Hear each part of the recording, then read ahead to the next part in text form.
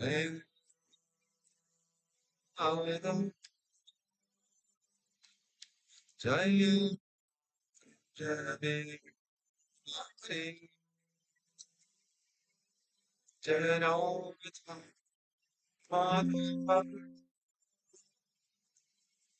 Jaya,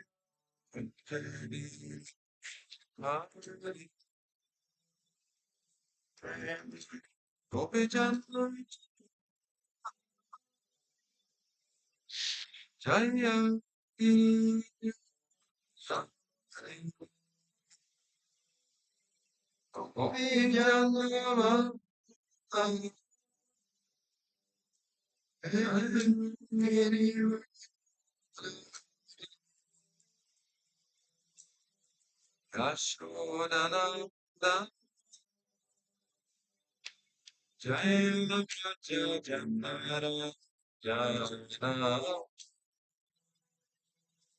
Yashodana, Jaya, Jaya, Jaya, Jaya, Yashodanandana,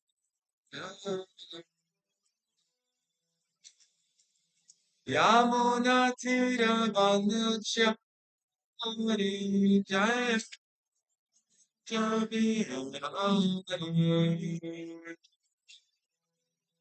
Yamuna Tira Manucha Hari Jaya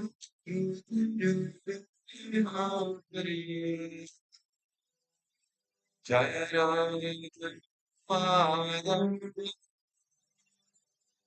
Jaya Jaya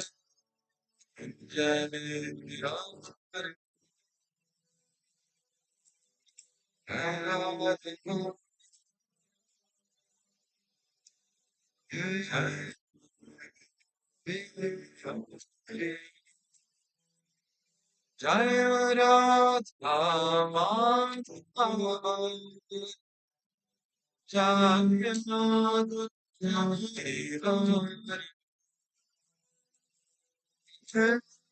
Radha Jaya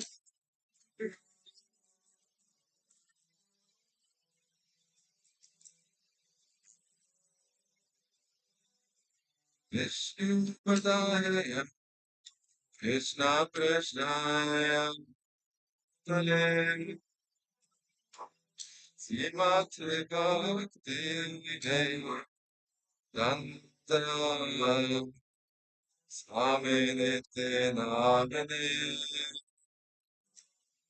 Nama Vishnu Padaya Krishna Krishnaya Tale Srimati Bhakti Vedanta Swami Nitya Namane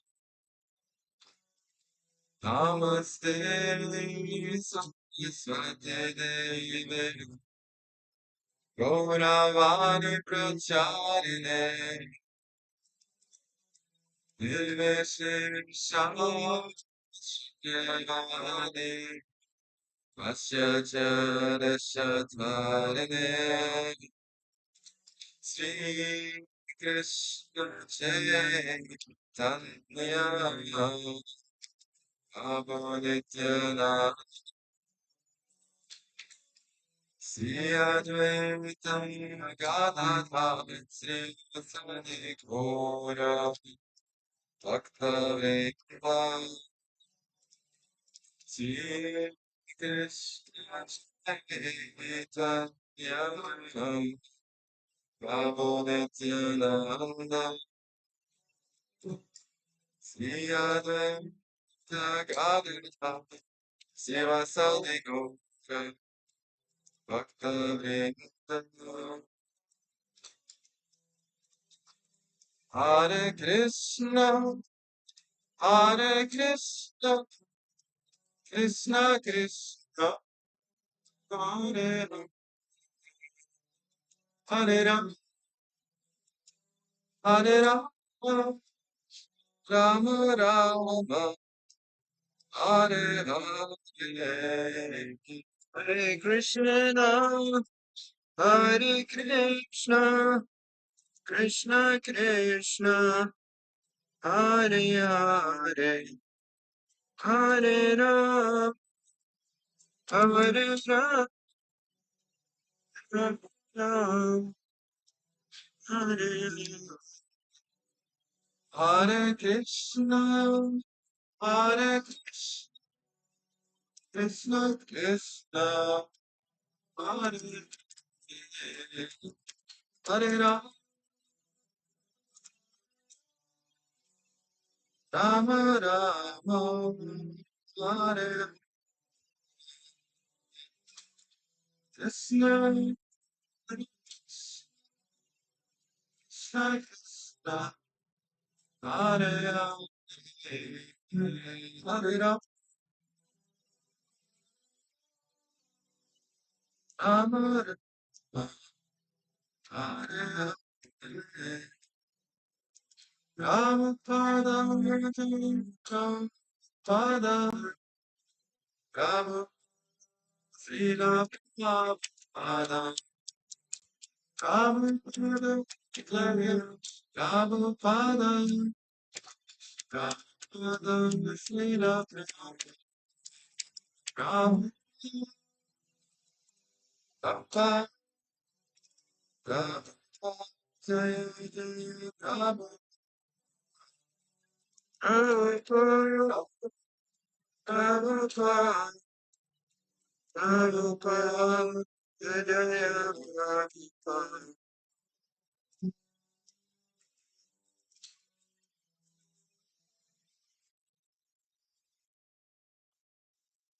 Prabhupada. Jai.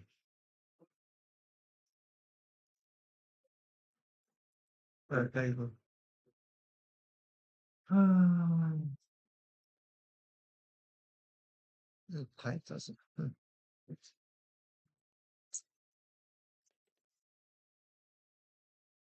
Tight doesn't.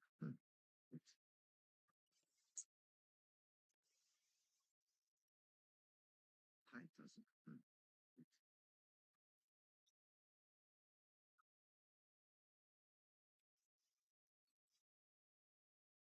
Let's see.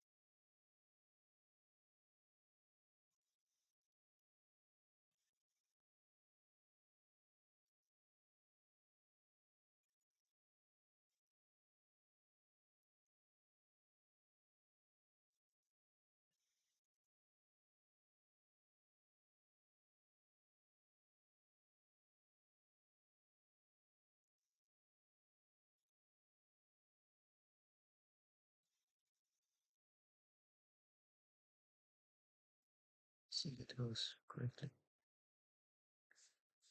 Yeah.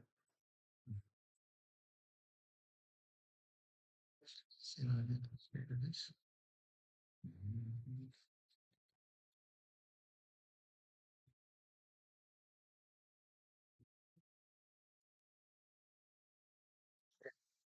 It's good. It's okay.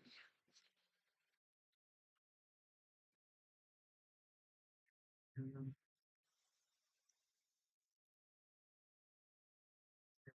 do that.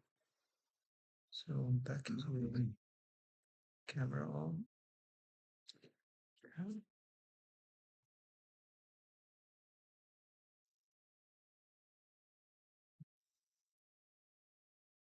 Second. Yeah. We are live. Hare Krishna. So we are now attempting our first streaming of the weekly morning Srimad Bhagavatam talk. I'm not used to being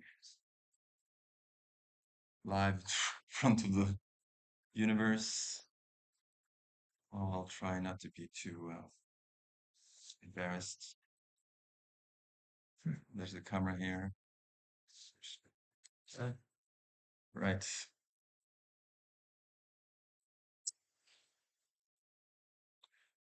Om Namo Bhagavate Vasudevaya.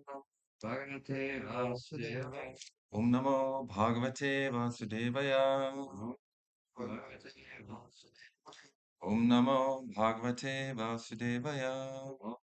Bhagavate Vasudevaya. Jnanatimirandasya Gyananjana Shalakaya Chakshurunmilitam Yena Tasmai Sri Gurave Namaha.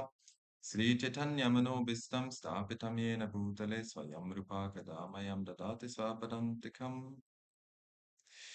Vanchakalpatarubhyascha kripasindhubhyaiva cha patitanam pavanebhyo vaishnavebhyo namo namaha. Sri Krishna Chaitanya Prabhu Nityananda Sri Advaita Gadadhar Sri Vasari Gaura Bhakta Vrinda. Hare Krishna Krishna Krishna Hare Hare Hare Rama Rama Hare Hare. Yes. So we're continuing our reading. Uh, Srimad Bhagavatam, first canto, second chapter, and this is the third verse. So one, two, three. Uh, and the Sanskrit goes as follows.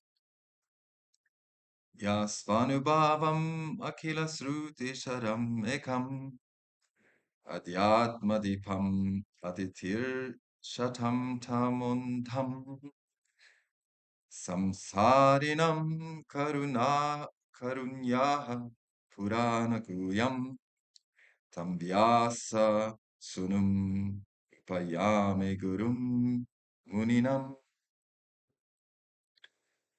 So the translation is, let me offer my respectful obeisances unto him, Shuka, the spiritual master of all sages, the son of Vyasadeva, who, out of his great compassion for those gross materialists who struggle to cross over the darkest regions of material existence, spoke this most confidential supplement to the cream of Vedic knowledge, after having personally assimilated it by experience. Purport by Srila Prabhupada.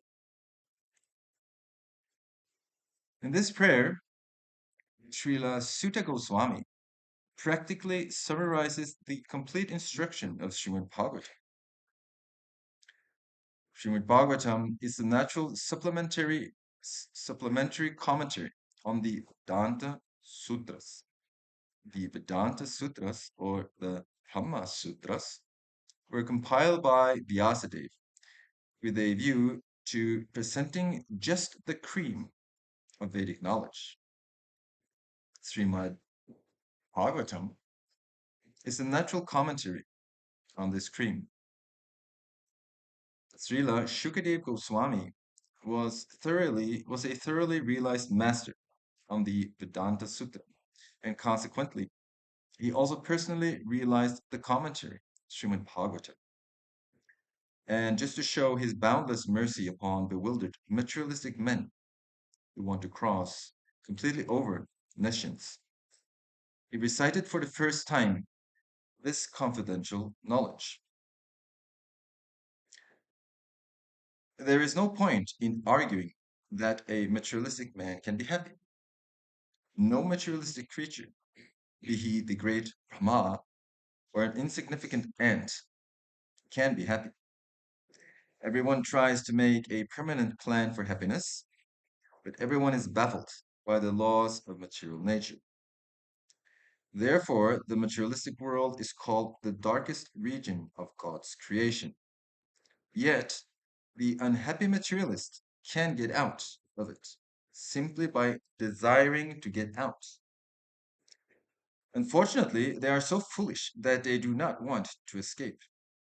Therefore, they are compared to the camel who relishes thorny twigs because he likes the taste of the twigs mixed with blood. He does not realize that it is his own blood and that his tongue is being cut by the thorns. Similarly, the materialists To the materialists, his own blood is as sweet as honey, and although he is always harassed by his own material creations, he does not wish to escape. Such materialists are called karmis. Out of hundreds and thousands of karmis, only a few may feel tired of material engagement and desire to get out of the labyrinth. Such intelligent persons are called jnanis. The Vedanta Sutra is directed to such jnanis. But Srila Vyasadeva, being the incarnation of the Supreme Lord, could foresee the misuse of the Vedanta Sutra by unscrupulous men, and therefore he personally supplemented the Vedanta Sutra with the Bhagavat Purana. It is clearly said that this Bhagavatam is the original commentary on the Brahma Sutras. Srila Vyasadeva also instructed the Bhagavatam to his own son, Srila Shukadeva Goswami, who was already at the liberated stage of transcendence. Srila Shukadeva realized it personally and then explained it. By the mercy of Srila Shukadeva, the Bhagavad Vedanta Sutra is available for all those sincere souls who want to get out of material existence. Srimad Bhagavatam is the one unrivaled commentary on Vedanta Sutra. Sripad Sankaracharya intentionally did not touch it because he knew that the natural commentary would be difficult for him to surpass. He wrote his Sharira Bhasya, Shariraka Bhasya, and his so-called followers deprecated the Bhagavatam as some new presentation. One should not be misled by such propaganda directed against the Bhagavatam by the Mayavadi school. From this introductory shloka, the beginning student should know that Srimad Bhagavatam is the only transcendental literature meant for those who are Paramahamsas and completely freed from the material disease called malice. The Mayavadis are envious of the Supreme Personality of Godhead despite Sripad Sankaracharya's admission that Narayan, the Personality of Godhead, is above the material creation. The envious Mayavadi cannot have access to the Bhagavatam.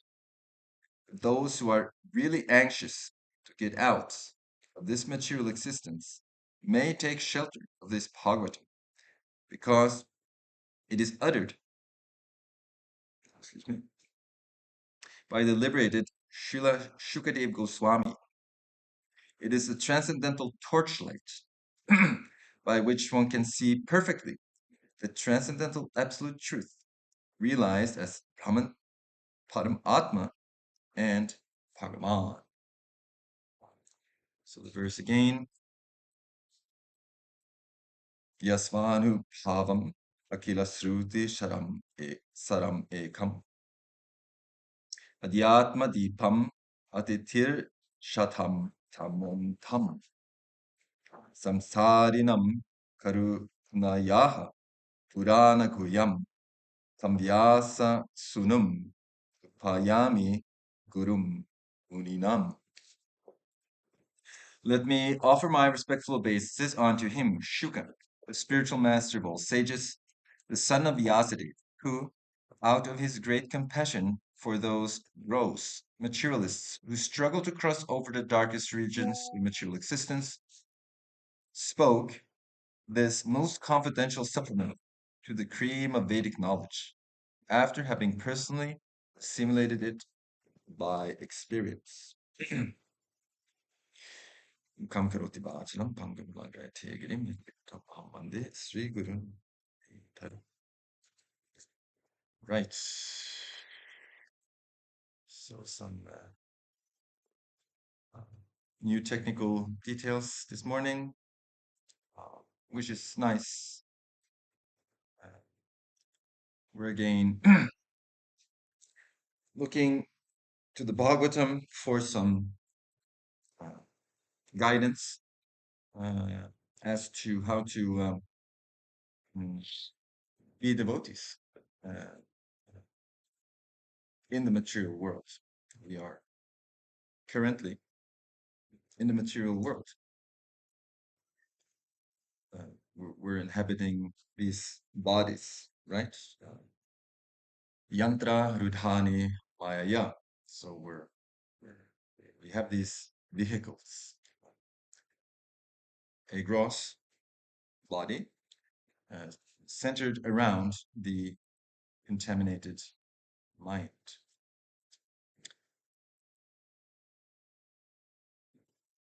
Um, and the Bhagavatam, as Srila Prabhupada says, is the transcendental torchlight by which one can see perfectly the transcendental absolute truth. So the Bhagavatam is our guide. And if we go to the story, which is being told here, a true story, a real story about past history, we are taken to the forest of Naimisharanya. Again, and the sages uh, are there to perform their yagya, and they have accepted Sutta Goswami as their captain. And now he is speaking from the Vyas asana, the seat of Vyasadeva, uh, and and uh, and before speaking, he's now offering respectful obeisances. This so and very interestingly, this verse sort of gives the Srila Prabhupada even says in the beginning, in this prayer, Srila Sutta Goswami practically summarizes the complete introduction of Srimad Bhagavatam. So we are now on the introduction. The first canto of the Srimad Bhagavatam is said to be the lotus feet of Krishna. So sometimes when we're in the temple and there are deities, so it is said that when one looks at the deity of Lord Krishna, then one should first look at the lotus feet. That is the humble approach. And then as one progresses in one's eyesight, one can look up, and looking up through the cantos of the Srimad Bhagavatam, then eventually one comes to Krishna's smiling face, which is said to be the 10th canto of the Srimad Bhagavatam. So we're not there yet. There's a few thousand shlokas in between, but we'll get there, hopefully. Uh, uh, uh, I guess, our main focus with these Wednesday morning Bhagavatam talks is to just keep on reading, and then eventually we'll come to the 10th canto uh, so that we can see smiling face of Krishna. I'm reminded that my spiritual master once told me, knowing me to be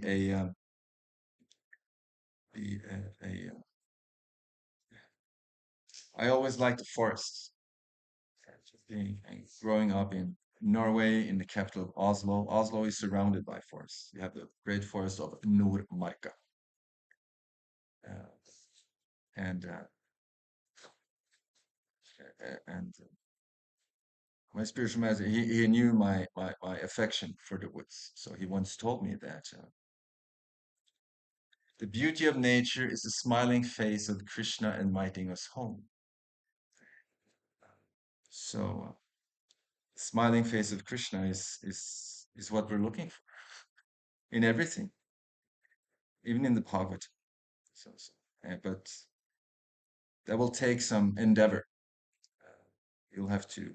Prabhupada recommended against going straight to the 10th canto.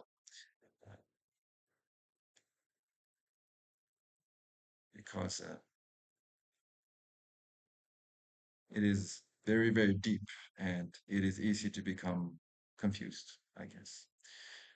Like let's say you want to study medicine and to become a doctor.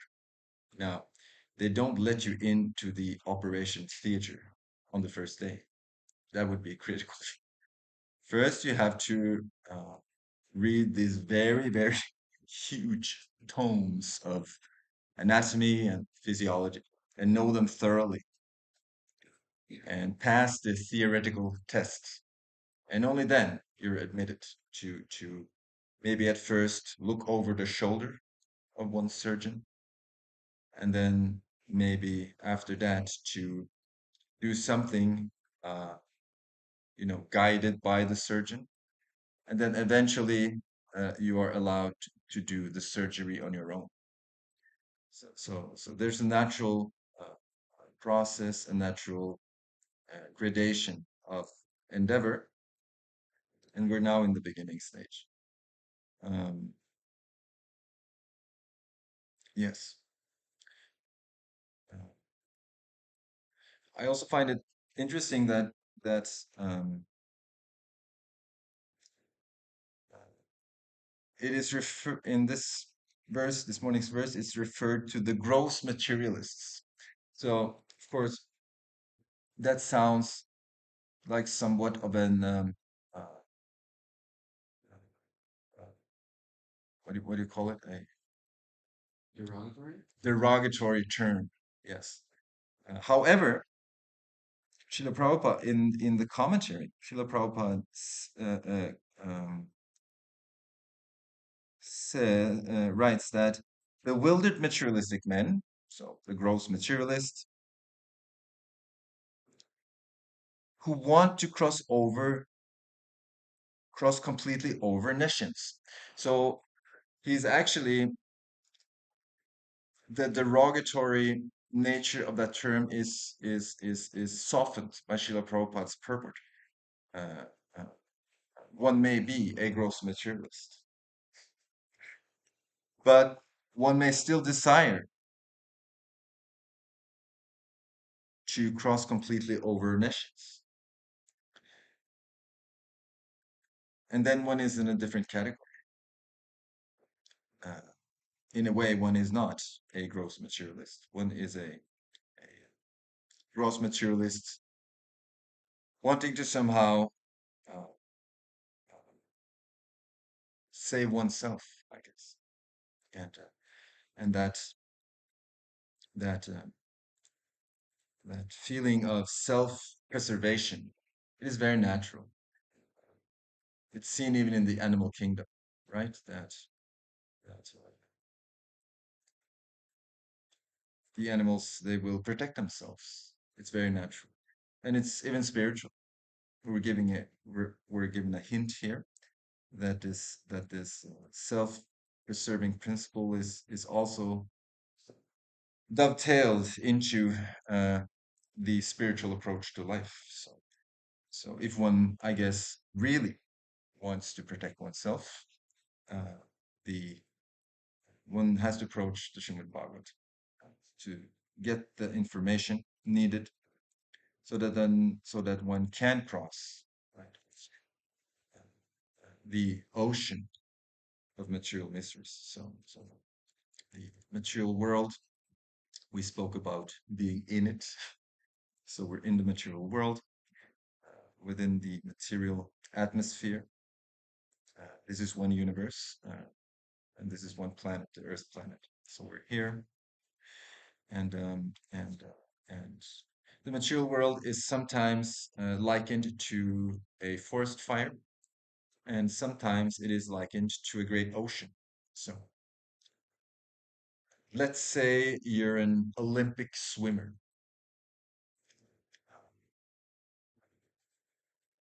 and you're, you know, very strong.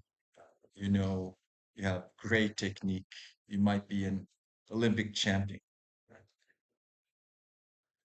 However, if you want to cross the Atlantic, that will not help you so much. Of course, you will be somehow more suited, I guess. but there's no way. There's no way you could do it, even if you're the, greatest of swimmers. One thing is the ocean itself. It's very, the Atlantic is renowned to be very precarious. But another thing is that within the ocean are many aquatics, sharks, I guess, timingila fish, uh, and many other dangerous, jellyfish and barracudas and different types of dangerous creatures, and swordfish, orcas. Although I was watching one documentary about orcas, so the marine biologist, he said that it's never been documented that orcas attack humans. That's interesting. So they're kind-hearted. Maybe they're the devotees of the Atlantic. Uh, but of course, other creatures may not be so merciful. So you may be a great swimmer, have great technique. You may have many merits, in your inventory, several gold medals, but you will not be able to cross the the great ocean of material miseries. What is needed is the Jnana Palvena, the boat of transcendental knowledge.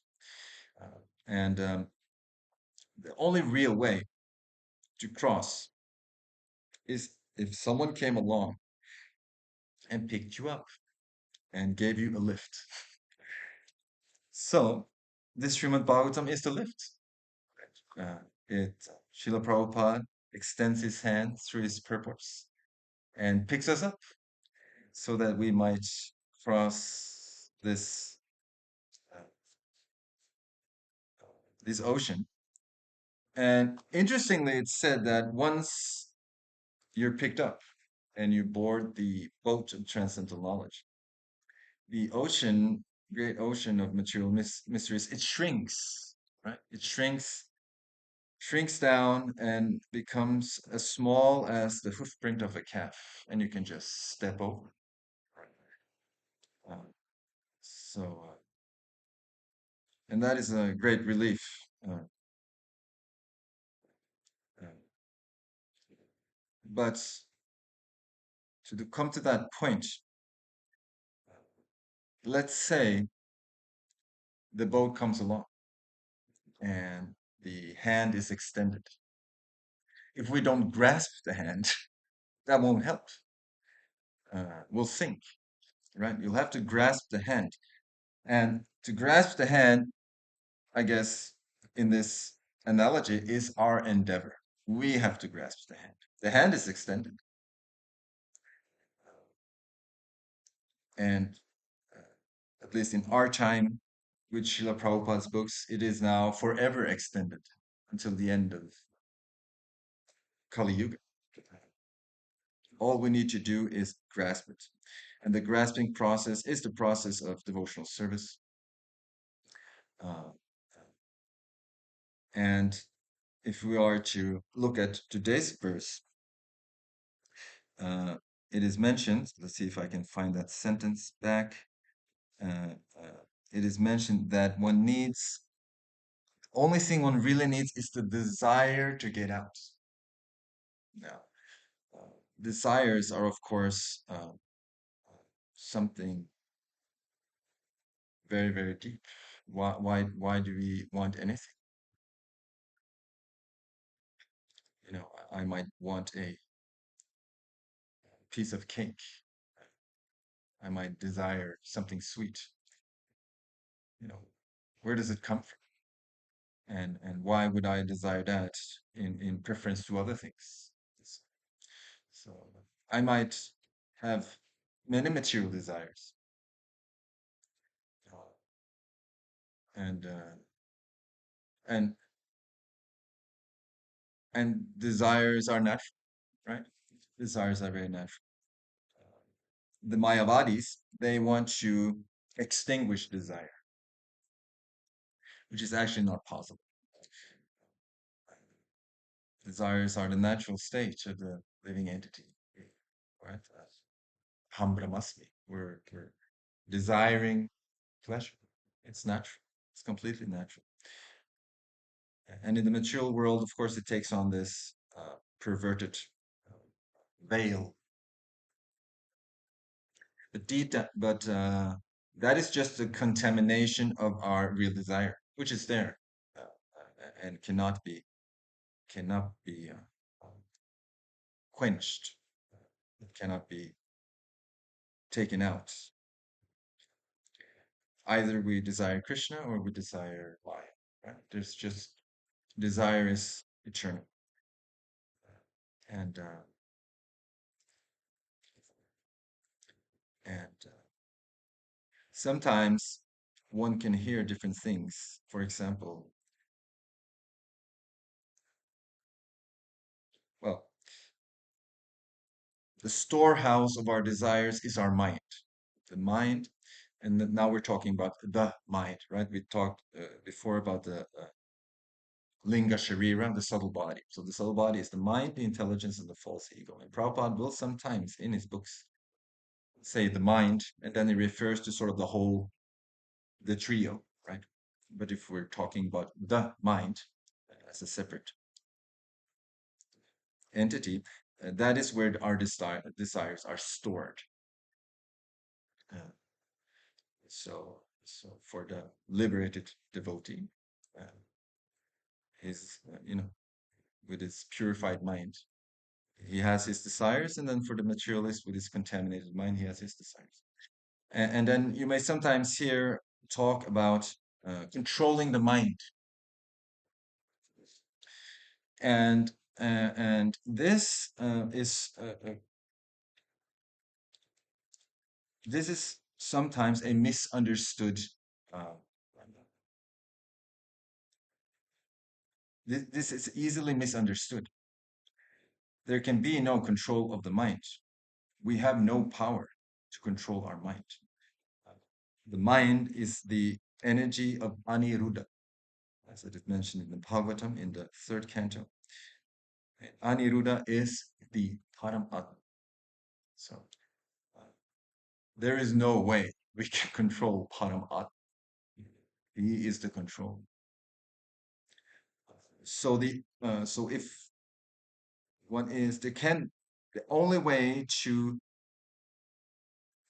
achieve any control of the mind is purification of desire. And purification of desire, the purification, the purifying agent is Krishna. However, the living entity does the endeavor. For example, this morning I was thinking about washing my bathroom. I might desire to wash the bathroom. I have my bucket, I have my broom. But if I don't add the soap, it will not become clean. I may, scrub for an eternity, but you have to add the soap. And then, by itself, I'm scrubbing, it becomes clean. So we have to add Krishna to the endeavor. And through the pages of Srimad Bhagavatam, uh, that process is revealed by Krishna.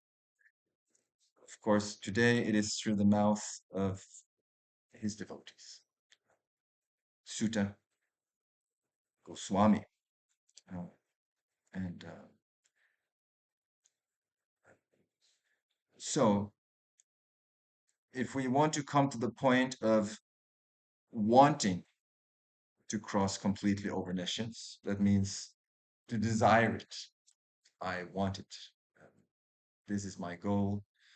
Um, to come to that point of desire, desires must be purified, and the purificatory process is bhakti yoga.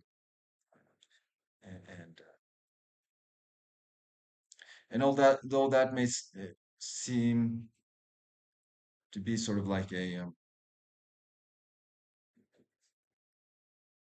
a little bit of a harsh statement in a way that, oh, so now I'm sort of stuck, and I'll just have to try.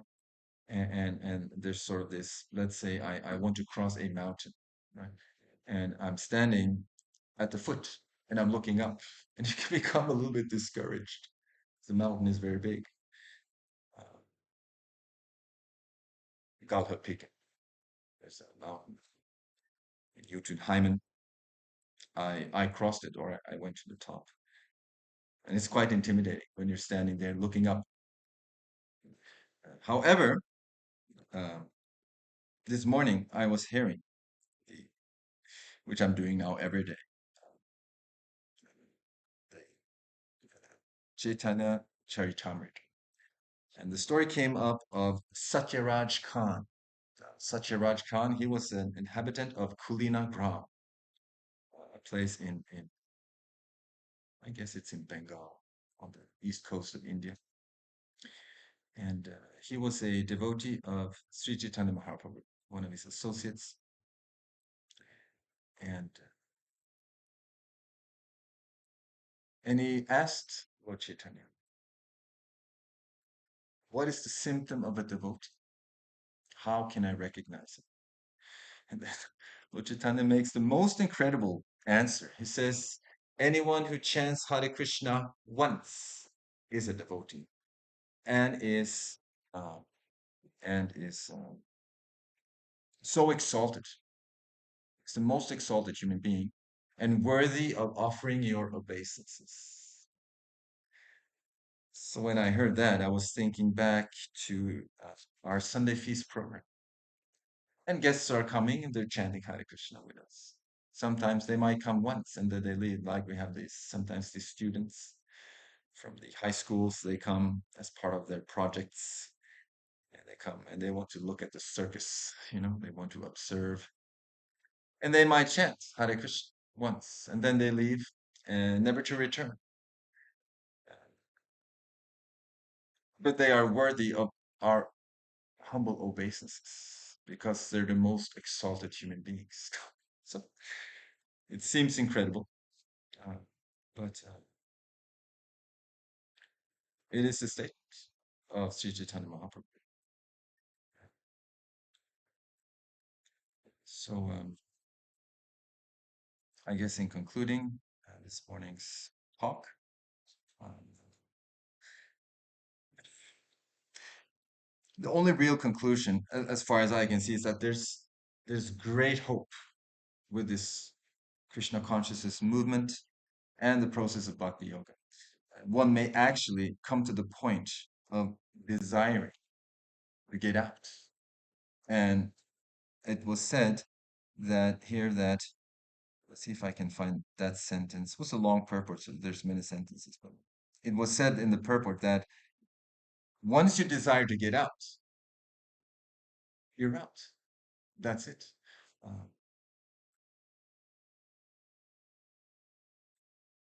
then that's all you need, right?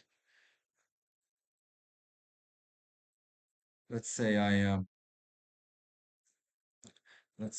want I want to go somewhere. Let's say I want to go to India for a pilgrimage. You know, if I'll buy the ticket and then I'm going. There's no talking of not going. If I want to go and the tickets is purchased, you'll go. You'll get a time, okay, time of departure, and then board the plane and just go, right? So I guess our main focus should be to somehow um, purify our eternal desire, going on, going on, going on. Although now it might seem to be materially contaminated, uh, we should engage in the purifying process. And the most recommended process, as was mentioned earlier in the first chapter of the first canto, is the Srimad Bhagavatam, the continuation of the reading. That is the real process, and we're doing it now. And we might not maybe perceive it, uh, but subtly our desires are cleansed and will eventually change. And that is the promise of the Srimad Bhagavatam. So, so there's great hope. And, and I was also in ending. Uh, Sutta Goswami is here offering respectful obeisances unto Shukadeva Goswami. Uh, and he's saying that he, he spoke this most confidential supplement to the cream of Vedic knowledge after having personally assimilated it by experience. Although he is here talking, Sutta Goswami is here referring to Shukadeva Goswami, but I was thinking of Srila Prabhupada, right? He personally assimilated it by his own experience. And,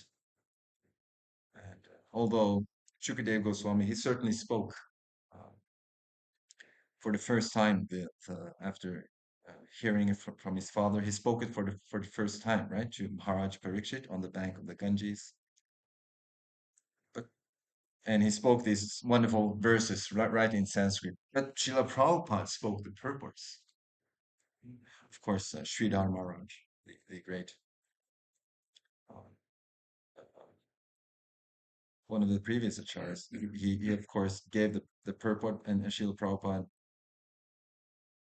comes in his line and gives the purport in English so that we might sit here today in Oslo and read it. So it's very nice.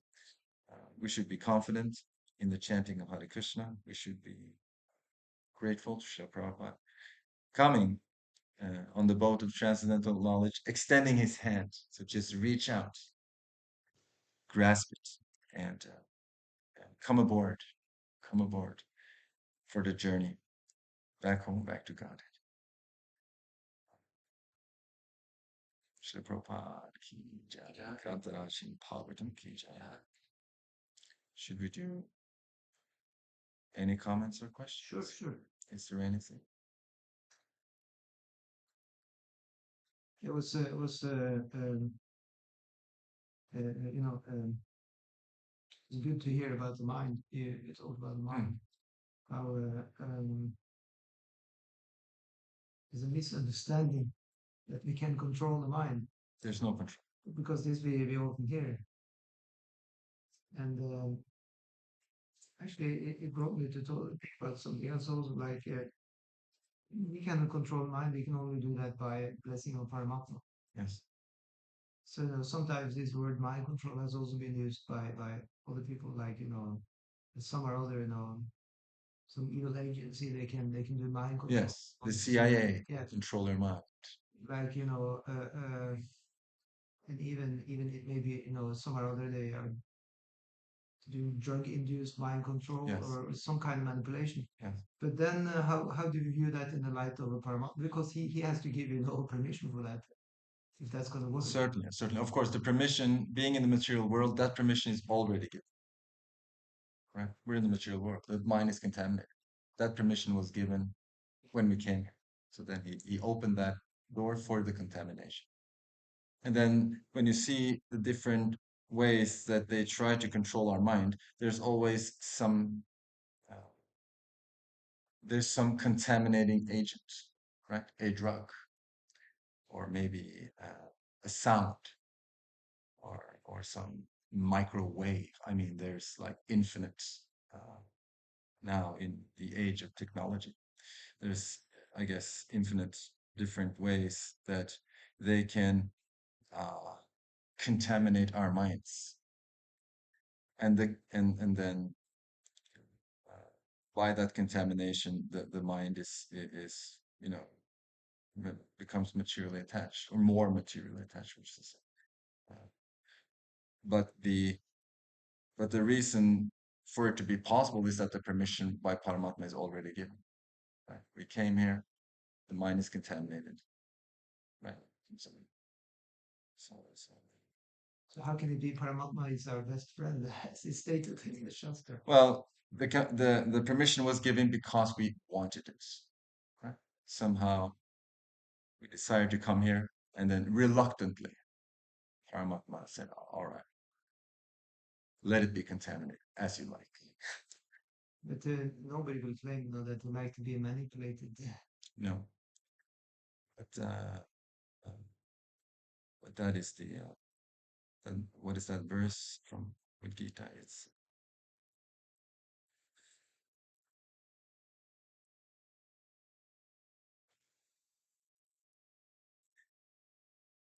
Maya is there, right? And the three gunas. And we are manipulated by the three gunas. We think we're somehow acting right, but it's just the strings of the gunas. We're like a puppet, and, and sometimes the the spiritual soul is likened to a cinema going to the cinema. So the soul is sitting in the chair, doing nothing, just watching the screen. And on the screen are many adventures. And the problem is that we get so caught up in the screen, so that when spoke about it, when Bruce Willis, when he's punched in the face by the terrorists, we're like, no, we really feel it. But are we hit? No, we're just there observing, doing nothing really, just sitting in the dark. And it's all happening in the mind, because the mind became attached to the screen. And then the body follows. Like, if some horror movie, and what they call it now, jump scare movie. There's this jump scare. So Yeah. as soon as one, out of the closet, the demon jumps out there, we freak out. There's no demon. It's just on the screen. Why are we afraid? It's not real. Somehow we're so caught up in the action, right, that we sort of we get into it, but we're not, and we are manipulated all the time. Right? Yantra Rudhani ya ya ya. It's just a machine, you know, and, and we're there, but it is piloted by the gunas. Uh, So so so in a way we're mind controlled. As soon as we enter, the mind is controlled. And that's the whole purpose, because you can choose for it to be controlled by the gunas, the material energy, or for it to be controlled by Krishna.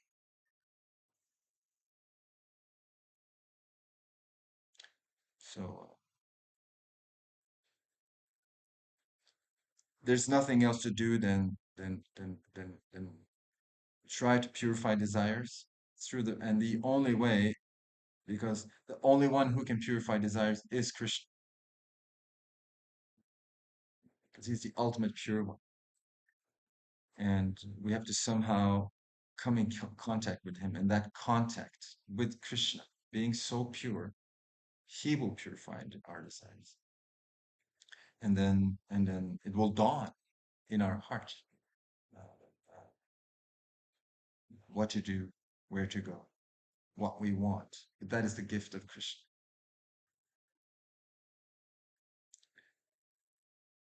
What do you think?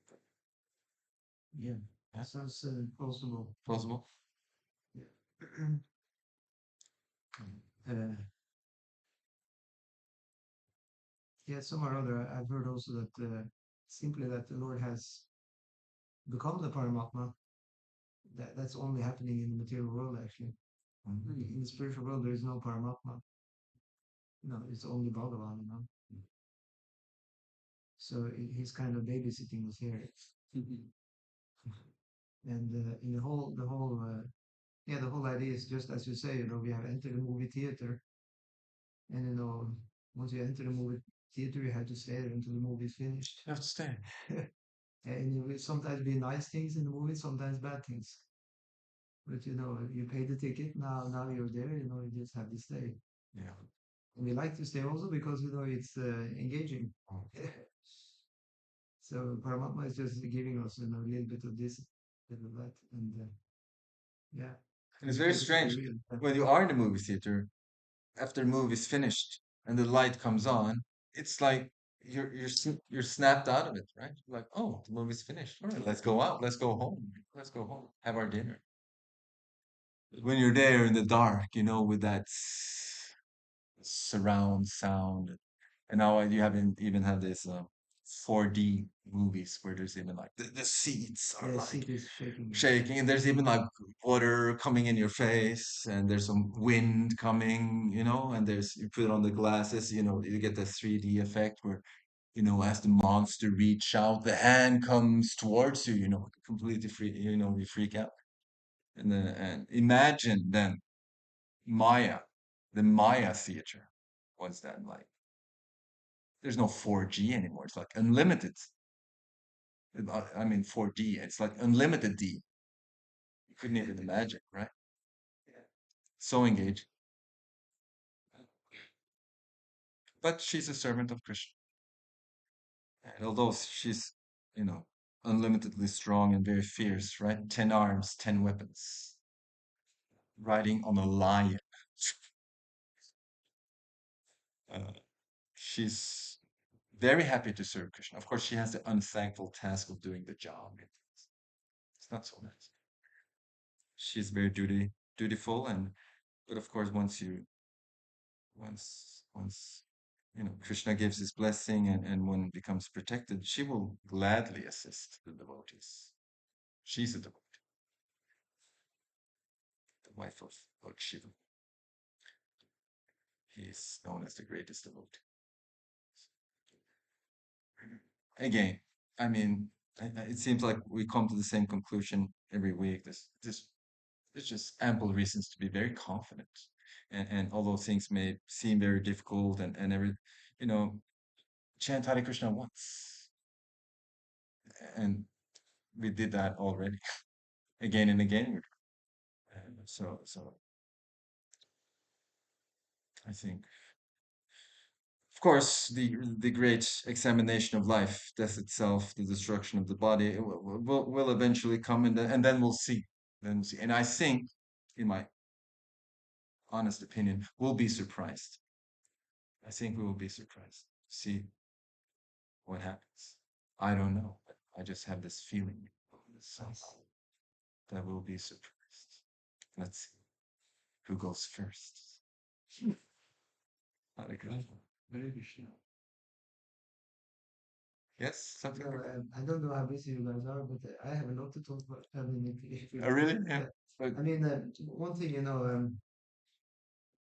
if you read in the purport, the Jiva is like a camel, he's eating mm. thorny twigs, and he feels like this blood is like a nice sweet honey, and Mm. uh, and we also learn, Maha Mantra is actually the real sweetness that's in the Maha Mantra. And sometimes we also experience something Maha Mantra that actually is really tasty. But then it just don't, like this is really, I mean, it's not really challenging. It shouldn't be a challenging question to these people, but it's like, how come, if the Maha Mantra actually is sweet and even we taste it and we really like it, and how come we stop? And we go back to the thorny, twigs. Yeah, yeah. It's just you have this, Prabhupada will give this, the fan analogy. The fan, right? So, the fan is just a repetition of birth and death going on and on, because it's plugged into mind. Right?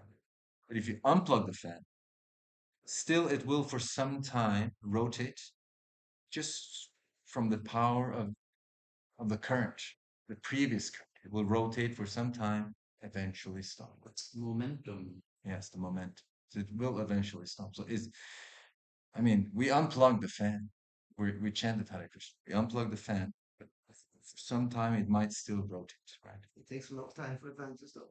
Depends on how fast it was going, I guess. It's going very fast, probably. So if it was going at light speed, you might, you might spend some decades, waiting for it to somehow stop.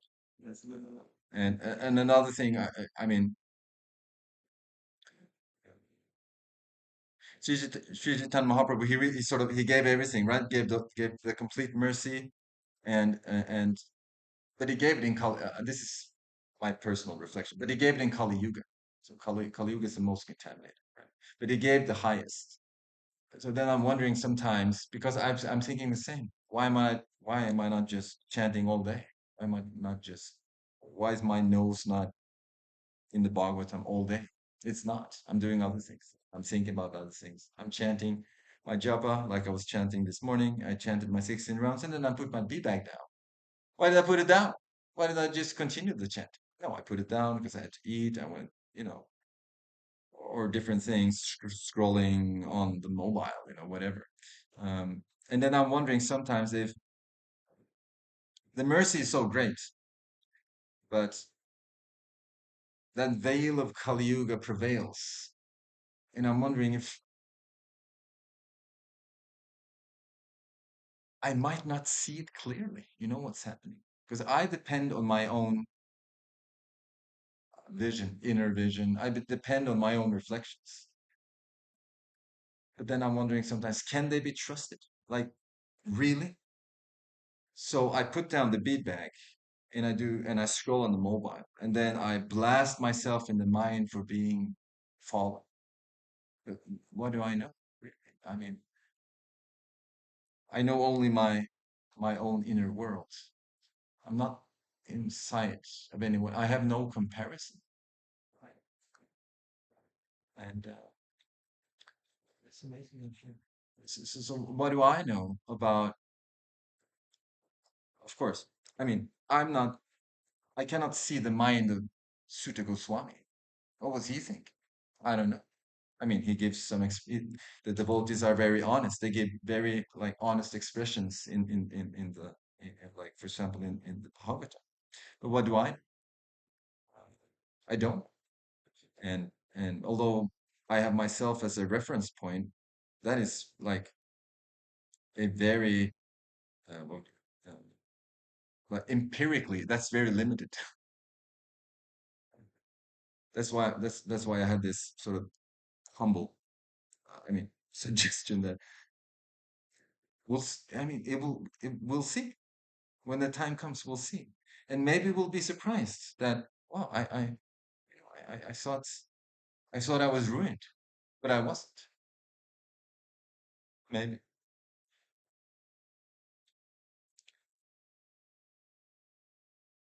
and and if you look at the world and it's propounded in every kind of newspaper, any digital platform, is this victimology. you know oh um, you know there's global warming. Oh, the world is collapsing. Oh, there's a war coming. Oh, there's a like a financial, you know it's going down, loans are going up, money is going down. Oh, there's this perpetual victimization of people. And then for a devotee, growing up in this age of victimization, it's so easy to sort of bring down the hammer of unworthiness, of being fallen. So easy. It's so easy. But Lord Chaitanya said, you chant Hare Krishna once, you're the most exalted human being. He said it. Are we seeing that? No. We're seeing the big, oh, no, I have this. I put down the beat, but I didn't read, and I'm thinking about material things. Yeah, we're feeling sorry for We're ourselves. feeling so sorry for ourselves, but that is like completely self-centered. I had the good fortune to ask a very nice devotee, Suhotra Maharaj. I asked him once. I was lucky to have a moment of his time, and I asked him, Maharaj, what about depression? And he gave the most wonderful reply, most wonderful, which blew my mind. He said that, you know, depression is actually a great platform for Krishna consciousness because you're very humble. So, feeling morose, feeling sad, pick up your piece. Uh, Yeah, read, of course, it depends on what you do. yeah, read a At that book. point. read a book, take prashad, associate with devotees, listen to a kirtan, chant Hare Krishna. It's a great, it's great. You're actually very fortunate to have that mindset in a way. However, if you just indulge in that sort of victim attitude, it's just egotism. It's just egotism. I found that to be very striking. So, in a way, there's a surrendering process, and of course, that may be the most tricky part of our devotional process is the surrendering part because it's Yeah, because what does it mean? because it means every moment you have to surrender. It's not that you just like surrender, write your name, you put the application, it's done. No, every moment you surrender, and that's the real trick. And and when one doesn't, then since we're here, Kali Yuga 2025 or so-called 2025, right? We get into this victimology, whole victim thing. But we don't. But if we do that, then that's just I do that. Okay. But that just goes to show that I don't know the real purport of the poverty. I missed it because then I wouldn't do it. Because then I would know I chant Hare Krishna once. You would be happy. I would be happy and confident in Lord Chaitanya's mercy, just like Satyaraj Khan, right? So it's just, we're just blind. And a blind man he may walk around, he doesn't see the sun, but the sun's there. Even his skin is getting tanned. It has real effects, but he doesn't see it. Of course, it's a shame for him, but the sun doesn't care. It gives all the benefits, the energy, the tanning, the light. Of course, although the blind man doesn't see it, it's there 100%, even on him directly, physically. But he's not enjoying it. Of course. That's his misfortune. It is great misfortune. Isn't it? Yeah. But if he had known, he might have, right? If someone told him, If the sun someone is there, told him, enjoy. sun is there. Somebody gave him eyes. You might not see it, my friend, but the sun is there. Yeah. Feel it on your skin. You feel that warmth. It's the sun. You thought it was something else. And then I guess eventually he might learn to see it. His blindness could be cured.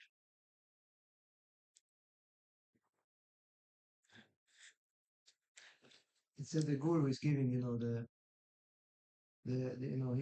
Gyananjana Shalaka, he's curing the blindness of the disciple. Um, so what was I going to say? Yeah. So that's the guru. But often we hear about initiation.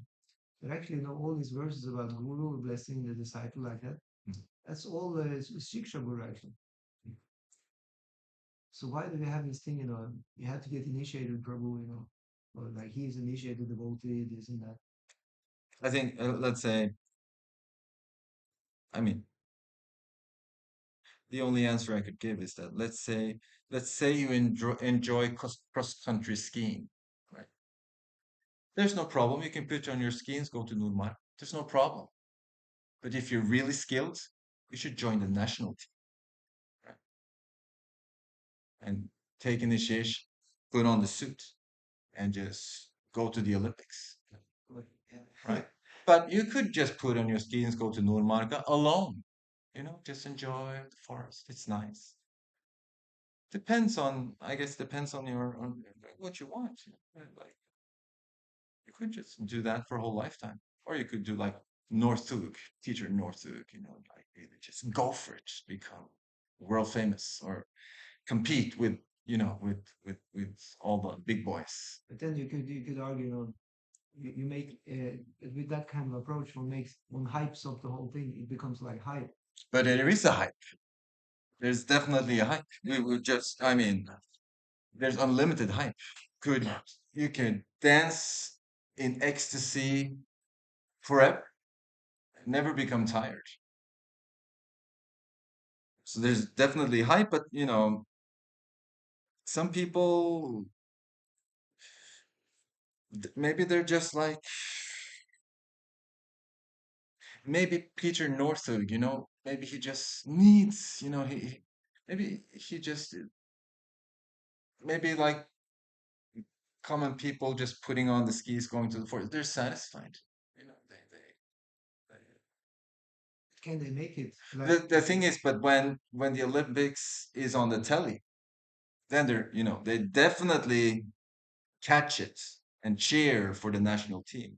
But as soon as the Olympics are done, they're happy just going back to Nurmarken. So there's hype and some, I guess, maybe just some devotees just get more caught up in it. They get into the hype. The hype is supposed to help you. That's It the definitely that's the helps. thing. I mean, as far as we understand, sometimes Iskcon is criticized. I mean, Mm. because making a lot of hype about religion. I mean, I heard that from Indians because some Indians they think oh no, it's your personal practice. Just you don't need to blow it up or publicize it. Just do your own thing. Maybe maybe they want to water it down. But there's definitely a hype, and of course, let's say let's say you're not on the level of an Olympic skier, but just sharing about the Olympics, seeing the competition, you know, seeing the glories of the competitors, that hype, after watching the Olympics, right? What do? You're like, damn, I should put on my skis and go out. You get caught up in the hype.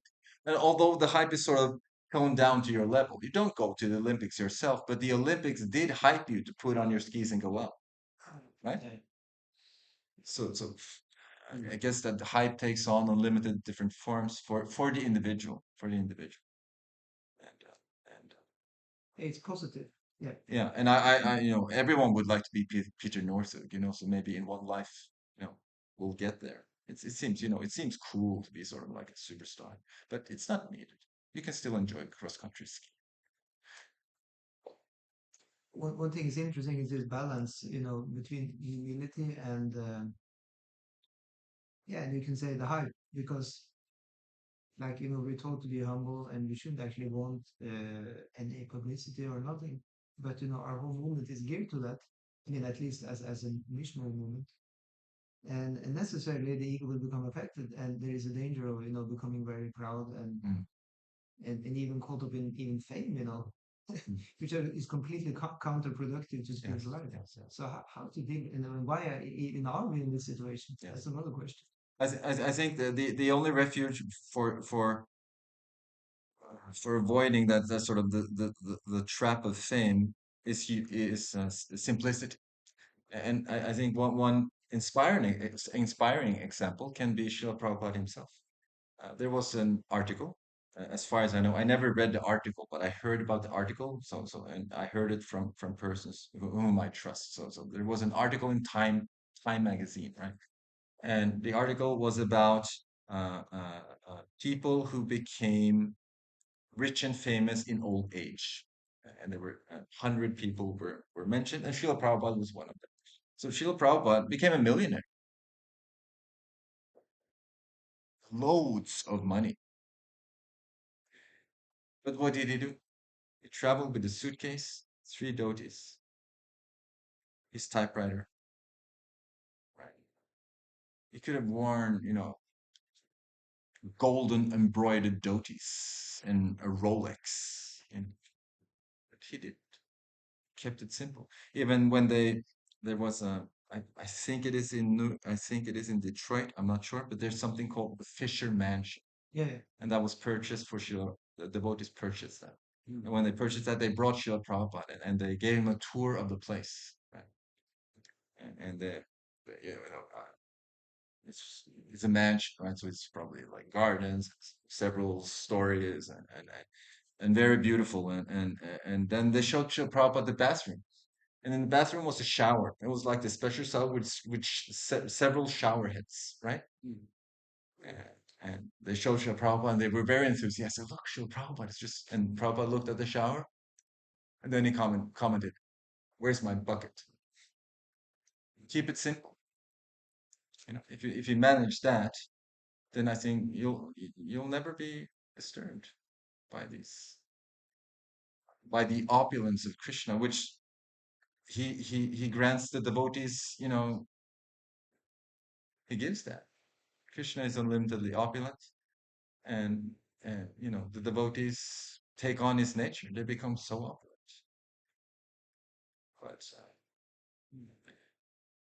but they're not disturbed. They see the application of it, right? So that's the kind of simplicity. If we can culture that sort of parallel to the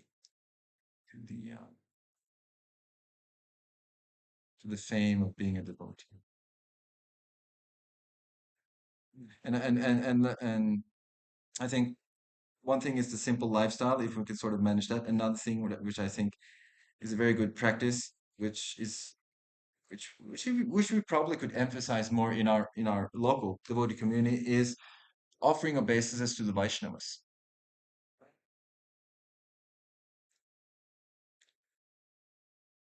That in itself has a physical effect, or a subtle effect on the mind, Mm. to bow down, right, to each other. Sometimes I'm thinking we don't do it often enough. It's true. That we should just, because it makes you sort of, you force yourself into a humble position. But I think if it becomes like a routine, it's great. It's great. I think that will sort of mold your consciousness like a little bit, and together with the simple lifestyle, and and uh, and then you can be peaceful. Can be peaceful. Hope.